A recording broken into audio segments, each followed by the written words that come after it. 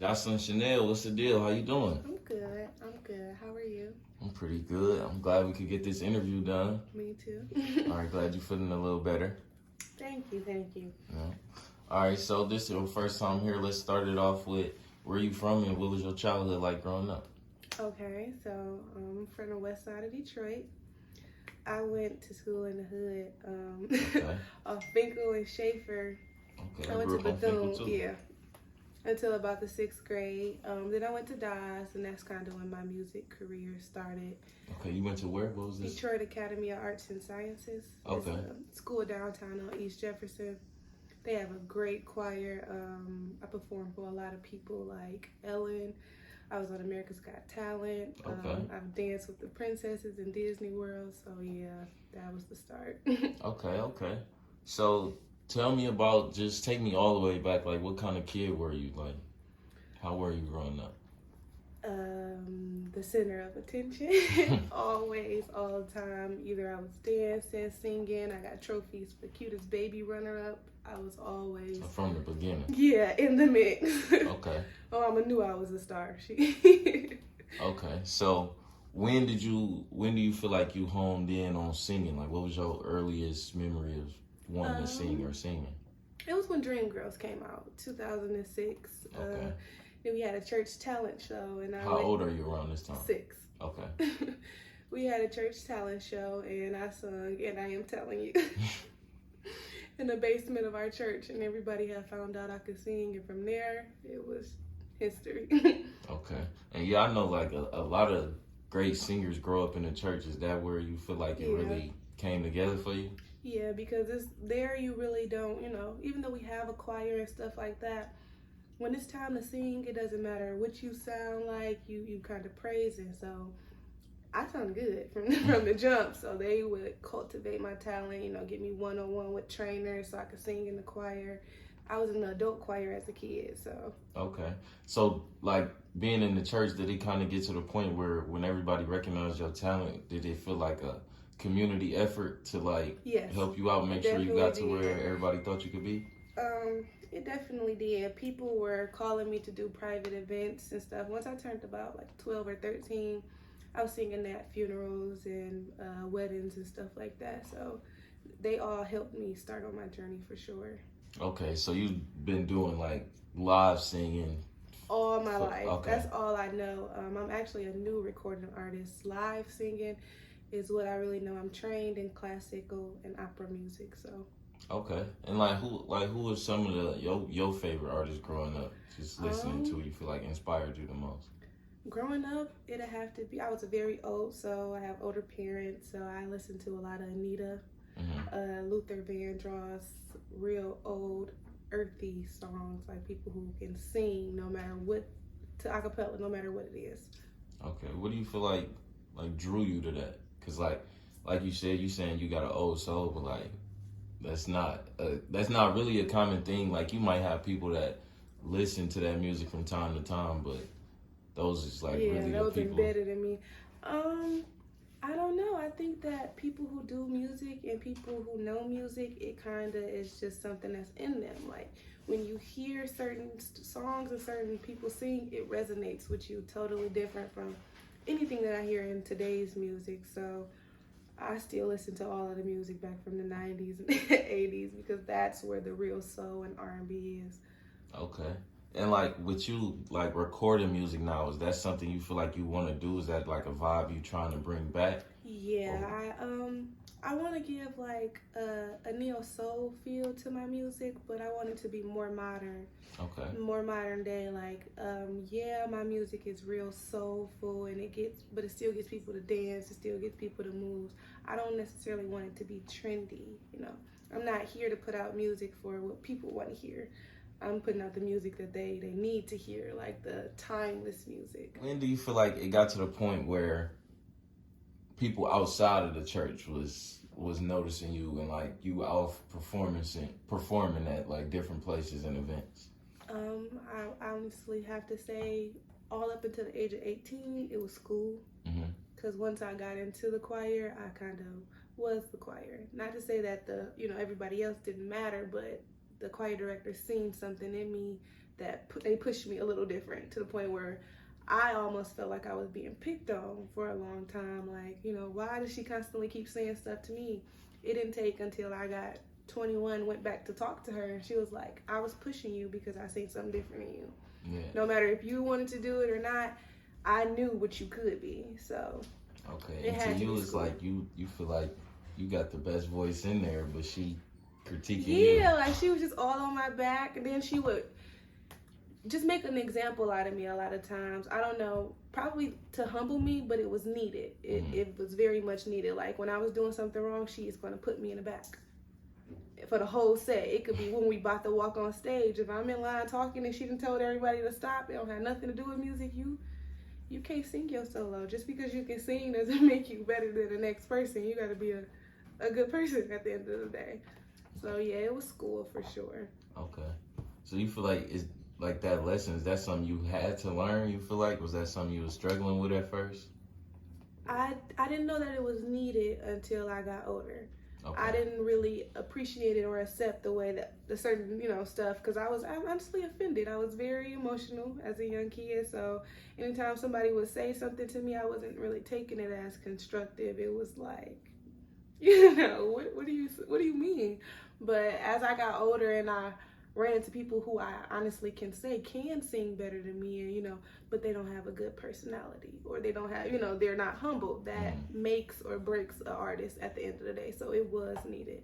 Okay, it's like seeing it is different. Like, especially when you've been talked to about it. Like, I've been where a lot of the artists are right now. A lot of things that's stopping them from prospering is because they're not humble.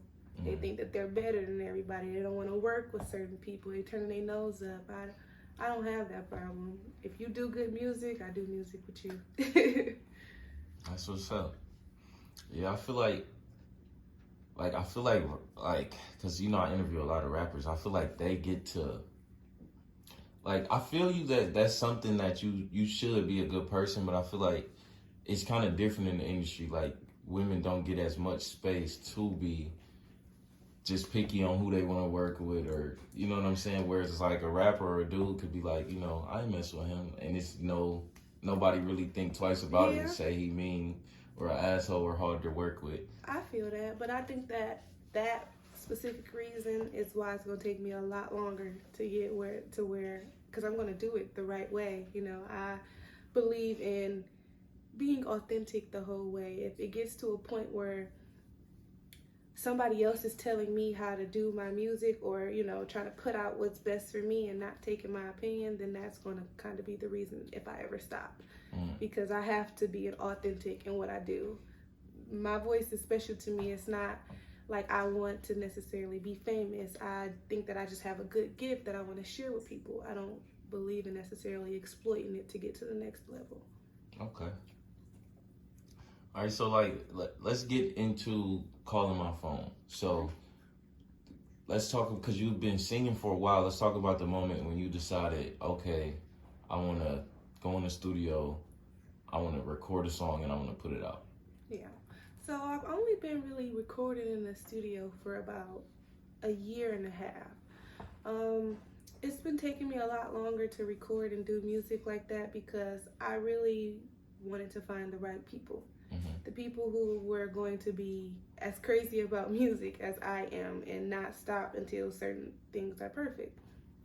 When I met my managers and stuff, from the very first moment, we actually wrote that song in 3 days. Like our first 3 days with them meeting, it clicked so well that I had already, had a beat that I had been working on and had 3 lyrics. Literally, I didn't have much, but I had a feel. And when you find the right people, it just kind of flows, and it worked from there, really. Okay. And so let's talk about you, like, meeting your managers and the team you have around you. How much of a help have they been? And first, how did you meet them? Yeah. Very unorthodox. Okay. I was with a friend of mine or whatever, and they know each other, and we were literally sitting at Lou's Deli parking lot. Okay. And he brought him up to the car, and he like, hey, my girl do music, this and that, and he introduced us to each other. I waited a while to reach out because, I just had to feel him out, the social media, what type of music he does. And one day I was just like, I really need to get in the studio, like, because I had been there before, so I know that when I feel a certain type of ways, music is what helps me. So I reached out to him, and he was just like, come on, same day. We went to the studio, we met, I talked to him about what I wanted to do, and we literally have been inseparable since. Okay. So it's just been making everything easier on you. Everything easier. Like, I don't think that I would be this far necessarily if I was not working with them, because I know that I can sing, but like I said before, I never really cared to be famous. I just love to sing. I would do it for free. But he, like, you got a voice like I ain't never heard before. You could do way much more, and they pushed me, and that's what I needed. I needed somebody to almost be on my ass like my middle school teachers. That's what's up, because I was just about to ask, like, is it all just love and support, or is it sometimes they that stern figure, like, all right, like, I see what you're doing, we need to get you back in this direction? So we have two. We have a stern figure, and then we have the reasonable one that I talk to, so we have a balance at the end of the day. Okay. Austin's gonna say what he gotta say, and at the end of the day, it's all out of love. Ryan, on the other hand, is gonna come to me with love and respect because he knows that I'm emotional. Not to say that Austin does not love and respect me, but he's gonna say what needs to be said, because at the end of the day, he has my best interest, and somebody who doesn't, it could come off way worse. So he needs to say, I appreciate the criticism. So it's a balance. Okay. But it's all working out in the end. It is. Okay. So y'all get together, y'all write the song, and now is it an adjustment for you, like, working in the studio now? Or how was that period? Or is it just going in there and singing? Because I've worked in the studio before. One time when I was in high school, we got like awarded to get 4 kids from each. So I went to DSA, or whatever. It's a school for performing arts. So they picked one kid from each major and took us all to the studio. Okay. So for like 3 months, we literally recreated Motown music. So it was really nice. I had been in the studio or whatever, and I knew how to record. It was all about finding the right people who are going to be as into it as I am. Not going to stop until it sounds exactly how it needs to sound.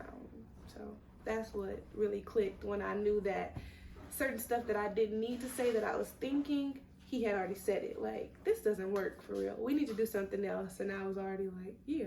So it just made it easier. Okay. All right. So y'all get the song done.